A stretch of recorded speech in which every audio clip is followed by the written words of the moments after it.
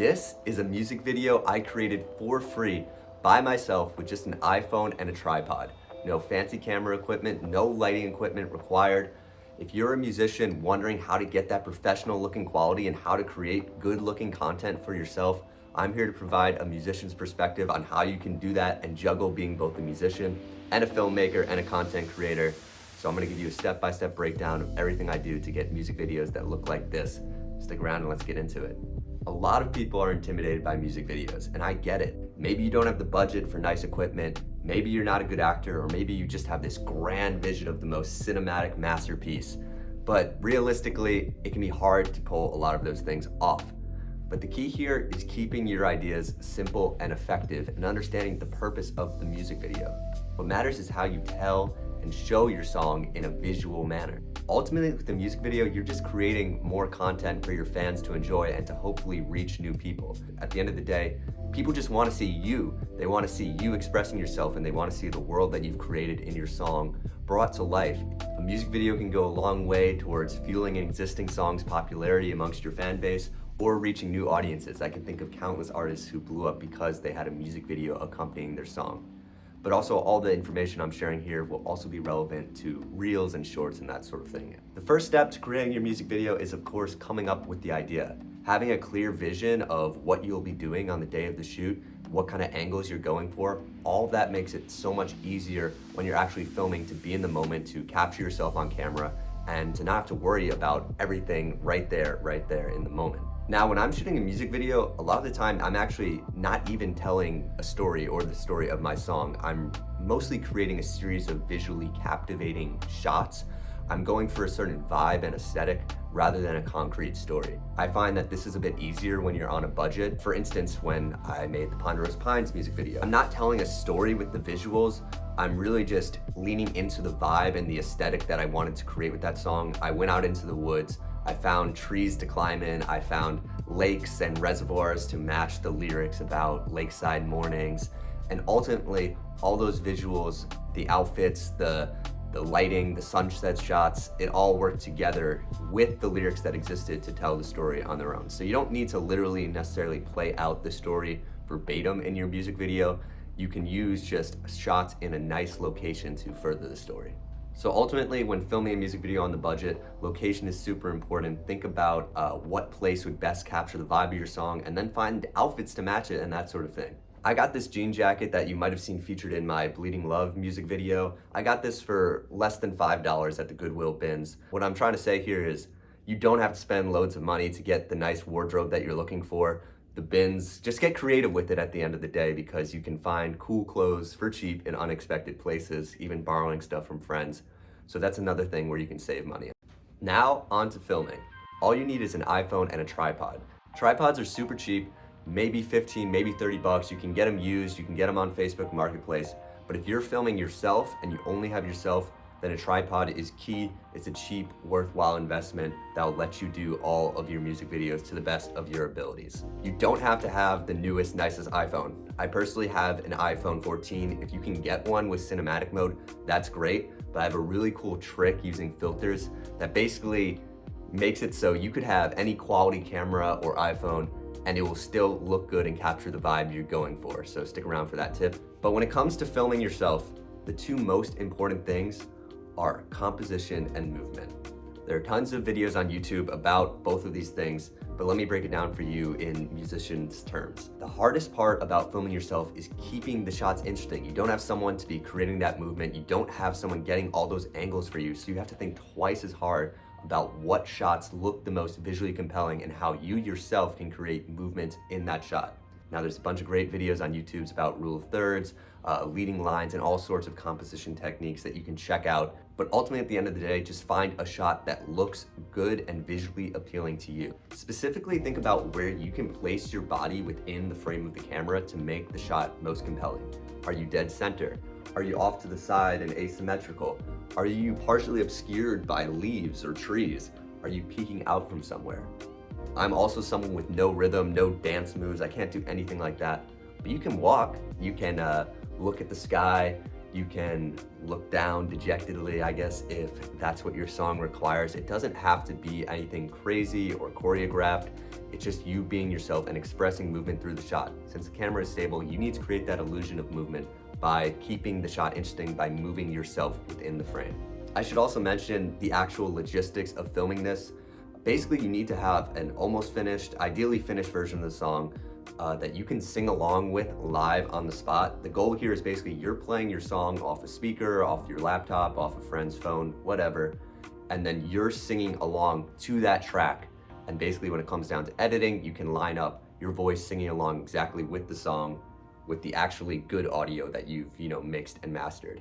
The song doesn't have to be in a completely finished state in order to film your music video, but it does need to basically have the final vocals more or less so that you can best line up yourself singing along with the song. It makes it a lot easier in the long run. And if you do happen to have a speaker or a friend who has a speaker, I definitely recommend that because it can be really hard to hear your song over laptop speakers when you're outside. I've also noticed when filming with a lot of other musicians that they tend to lip sync the song when we're filming, which is totally fine. If that's what works for you, do that. But personally, I like to sing the song as I would really sing it because I think that leads to the most convincing emotional performance. It's gonna look like you're actually singing because you are actually singing in the moment. And it doesn't have to be perfect pitch-wise. Half the time I'm strumming the wrong guitar chords or I'm playing the wrong notes on the solo. Half the time I'm not hitting those notes. But as long as you're actually singing, that's what I would recommend because I think that leads to the most convincing look. Now, since you don't have fancy lighting equipment, you have to rely on natural light, so time of day is super important. You've probably heard this before, but golden hour is one of the best hours to shoot. That's the hour before sunset. I also find that sunrise, the hours leading up to and after, are a great time to film. And the thing I really like about filming at these times is it can naturally progress your story. As the sun's setting, you can get further along into the music video, and it can also symbolically represent what's going on in the song. If the love's ending, well, shoot it at sunset. That sun going down, that represents the love disappearing. And for sunrise, that can symbolize new hope, new beginnings, new chapters. So go at those times because the lighting is gonna look best and it can also reinforce your story. You can also play with shadows. How is the sun reflecting yourself, your shadow onto the ground? How is the light coming across your face? These are things to think about. I actually sometimes with the Ocean Eyes video, I was literally there from the morning to sunset to basically capture the whole passing of the day to get all the shots I needed. That's a bit extreme, but if you're someone like me who's super dedicated to the video and wants to achieve the ultimate goal, sometimes getting both those shots both times a day is really beneficial to the story. And you can go back on multiple days to shoot. I just find it sometimes hard to get your hair looking exactly the same, to get your outfit looking exactly the same. So up to you at the end of the day. Lastly, when it comes to filming, you need to have at least 3 to 5 different locations. And when I say locations, I don't mean you have to drive to new spots, but really just have 5 different backdrops. On a personal note, I always like to introduce a new scene, a new backdrop when that second verse comes in. Inherently, that's gonna keep things interesting. If it's exactly the same shots or same scene, people are gonna click away. And I always like to save a scene specifically for the bridge. Usually that's like a guitar solo, but find a new location for the bridge because the bridge is the part of the song that only happens once, that people only hear that one time. So I think you should also have a scene that maybe only appears there to reinforce that idea once again. And then by the last chorus, you can be pulling in shots from the first verse, from the second verse, from the second chorus, and it all comes together in this cohesive manner. So in general, that's my structure. But yeah, find different shots. If you can scout out the location ahead of time or know where you're gonna be filming and you know the specific destinations, that's great to know in advance. But if not, just when you get to the area, the first thing you should do is scout out where are potential places to film. And it's better to have more locations than less. Also, it's better to have more shots than less. The more footage you have, the better. The other key aspect of filming yourself and creating movement is to get B-roll shots. So you can't create movement when you're filming yourself, but you can film the things around you after the fact. So get in with your camera, get in with your iPhone, and you find like the leaves, the way the light's reflecting. You get down low in the grass and you get shots of maybe it's nature, maybe it's the ocean, maybe it's waves, maybe it's leaves and trees, whatever the story requires, but get shots of you with the camera like pushing through the grass, doing all sorts of things because these create movement. When you combine those shots of camera movement and then the ones of you with yourself moving, then it all comes together, creates the feeling of a full, complete music video. Also, when you're filming yourself, get creative with the angles of your shots. Try the camera up high, try it down low, try it off to the side. See different creative angles. So you got all your shots, now it's time to edit. I use DaVinci Resolve. It's a completely free editing software. I used iMovie for the longest time. It's great. If that's all you have, it works, but there are definitely limitations, especially when it comes to creating a music video. And DaVinci Resolve is free. You can get this. This is as good as Adobe Premiere, if not better in some respects. And they offer a free version that I use all the time. I literally learned it when I moved out here in January. It's not too difficult to learn. It can look daunting, but it's really, the same core stuff. You drag the footage into the timeline and you do what you need to do to get the shots looking like you want. Once you have all the video lined up, the music video is chronologically told how you want it to be told. One of the last things to do is color grading, color correction, which sounds super fancy. And there are tons of people who spend years learning this technique. In DaVinci, there's some really complicated and useful color correction techniques, but at the end of the day, you actually just need your iPhone. So what you do is you send it to your iPhone and you can go to auto and then adjust the brightness if needed, adjust the contrast, the highlights, the shadows, play around with all of that. But most importantly, the vibrance. Vibrance is like saturation, except it doesn't make your skin orange. It's kind of boosting the colors, but in a bit more of a natural way. So I always boost the vibrance by a little bit, whether it's reels or music videos. That's a super helpful technique. You can also play around with the filters. I usually gravitate toward vivid or vivid warm. I never use them on 100%. You dial them back a bit because you want to keep it grounded, unless, artificially colored is what you're going for in your music video, which is totally valid. There's also something called LUTs, which are basically like filter presets that you can download on your computer. There's tons of free LUTs and they can give you like, make the skies look super blue. It makes the grass look super green, or it gives like a yellow hue to the whole video. You can look for specific LUTs and then download them on your computer and just put that on all of the video, and it kind of lends to creating a cohesive visual aspect because all of the shots are now colored the same. So LUTs are another great tool, but they do have their limitations. As with all presets, it's sort of like maybe one size doesn't fit all and you have to do some tweaking. Now the last tip is my favorite, because even if you have the worst iPhone, the worst camera, the worst video quality, it can be saved with Instagram filters. Yes, you heard me right. This is a really cool technique I've discovered that I've been using in almost all of my videos. It works best if you're going for a nostalgic or vintage sort of aesthetic. What you do is you import your video into Instagram as if you were uploading a reel, but keep it horizontal. Don't scale it up to make it vertical. And on the filter options, I type in either vintage or Polaroid.